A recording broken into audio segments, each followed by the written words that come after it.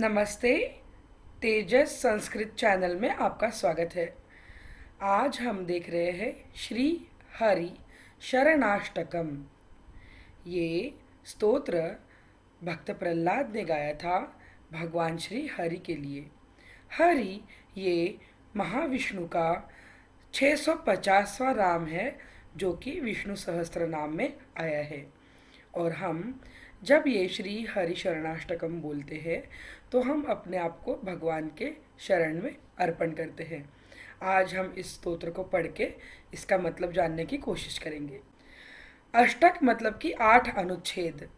भगवान हरि की स्तुति में 8 अनुच्छेद गाए गए हैं। श्री गणेशाय नमः।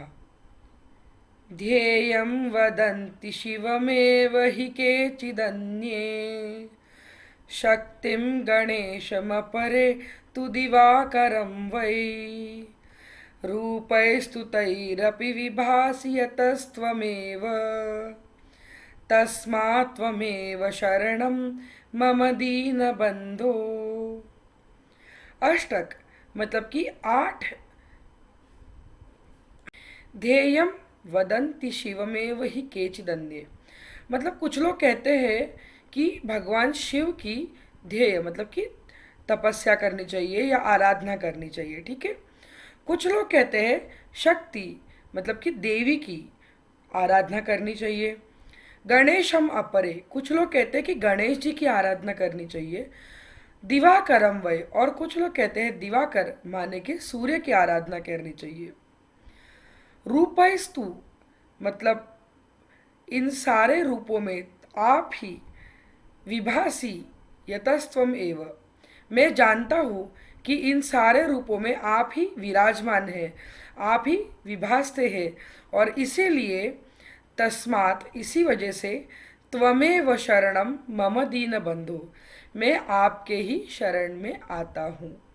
हम लोग अगला अनुच्छेद देखते हैं।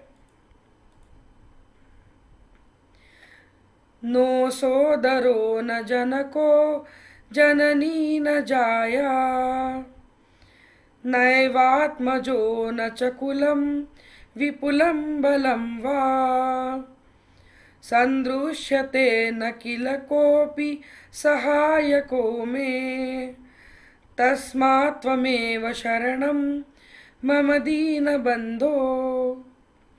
दूसरे अनुच्छेद में कहा गया है सोदर मतलब कि भाई, जनक मतलब पिता, जननी मतलब माता, जाया मतलब पत्नी, न आत्मज मतलब कि बेटा, इन लोगों में से कोई भी, और ना ही कुल जो हमारा परिवार होता है, जो हमारा कुल होता है, और ना ही विपुल बल बहुत सारा बल संपत्ति पावर जो हम लोगों ने जमा किया है, ये सब ही न कील कोपि सहायकों में संदृश्यते मतलब मुझे ध्यान में आ रहा है कि इनमें से कुछ भी ज़रूरत के समय पे मुझे काम में नहीं आएगा। तस्मात् त्वमेव शरणम मम दीनबंधु इसीलिए भगवान श्री हरि हे दीनबंधु मैं आपके शरण में आता हूँ। अगला अनुच्छेद देखते हैं।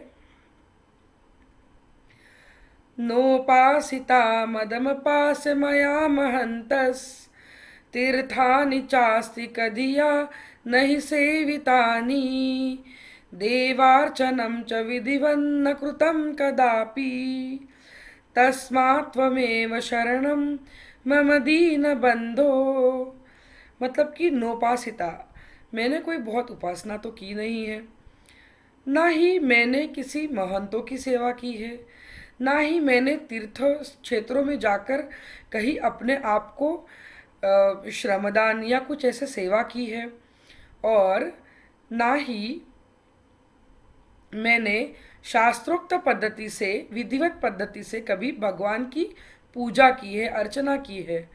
तो हे भगवान इस वजह से हे दीनबंधु मैं आपके ही शरण में आता हूँ। अब हम लोग अगला अनुच्छेद देखते हैं। दुर्वासना मम सदा परिकर्षयन्ति चित्तं शरीरमपि रोगगणा दहन्ति संजीवनं च परहस्तगतं सदैव तस्मात् त्वमेव शरणं मम दीनबन्धो मतलब कि मेरे मन को हमेशा दुर्वासना मतलब कि दुष्ट कामनाएं, बुरी इच्छाएं, ये हमेशा मेरे मन को बहकाती रहती है, यहाँ से वहाँ मेरे चित्त को ले जाती है। और मेरे शरीर को भी अलग अलग प्रकार के रोग जो है वो जलाते हैं। और मेरे जीवन की मेरे जीवन की उम्मीद संजीवनी वो भी परहस्तगतम मतलब दूसरे के हाथ में है। तो तस्मात् इसी वजह से त्वमेव शरणम मम दीनबंधु, मैं तुम्हारी शरण में आता हूँ। अगला अनुच्छेद देखते हैं। पूर्वं कृतानि दुरितानि मया तु यानि स्मृत्वाखिलानि हृदयं परिकम्पते मे, ख्याता च ते पतितपावना तु यस्मात् तस्मात् त्वमेव शरणं मम दीनबन्धो। पूर्वाकृतानि मतलब कि पहले किए हुए, दुरितानि मतलब कि सभी पाप मुझे हमेशा स्मरण आते हैं, और इस वजह से मेरा हृदय डर से काँप जाता है। और आप पतित पावन मतलब कि सभी पापों का नाश करने वाले ऐसे प्रख्यात है और जाने जाते हैं। और इसीलिए त्वमेव शरणम मम दीनबंधु, हे दीनबंधु श्री हरि, मैं आपकी शरण में आता हूँ।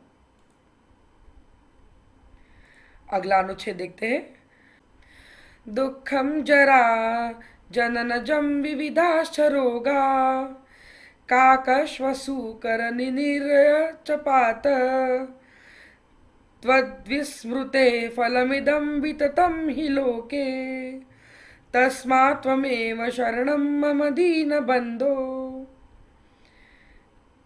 इस अनुच्छेद में कहा गया है कि दुख किस वजह से, जरा मतलब कि बुढ़ापे की वजह से, पैदा होने की वजह से, अलग अलग रोगों की वजह से, और काक माने कौवा और सुअर इन लोगों के पिंड में पैदा होने की वजह से मुझे अनेक प्रकार के दुख होते हैं।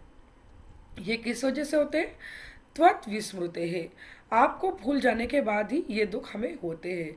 आपको भूल जाने के फलस्वरूप ही ये दुख हमें यहाँ पे होते हैं। तस्मात् त्वमेव शरणम मम दीनबंधु, हे श्री हरि, मैं आपके शरण में आता हूँ। अगला अनुच्छेद देखते हैं।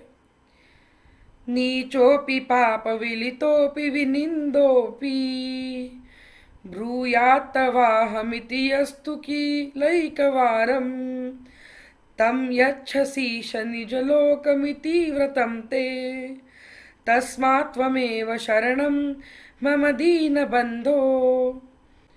इस अनुच्छेद में कहा गया है कि चाहे नीच हो या पाप वलित मतलब कि पापों से घिरा हुआ हो या निंदनीय व्यक्ति हो, अगर वो आपको एक बार भी ये कह देता है कि हे श्री हरि, मैं आपके शरण में आता हूँ, तो आप उसे निजलोक में स्थान देते हैं।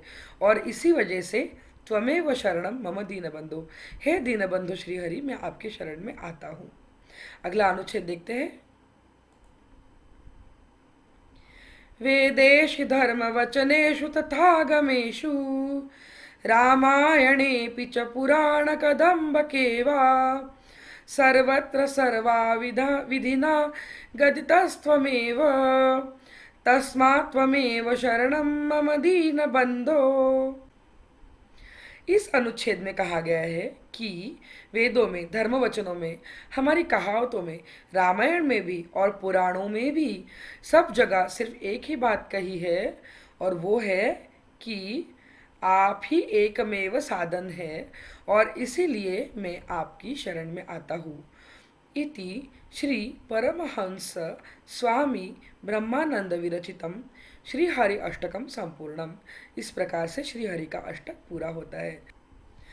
अगर आप भी कोई पाठ, कोई स्तोत्र, कोई श्लोक रोज़ पढ़ते हैं लेकिन उसका अर्थ आपको पता नहीं है, तो आप इस वीडियो के कमेंट में उसे लिख दीजिए।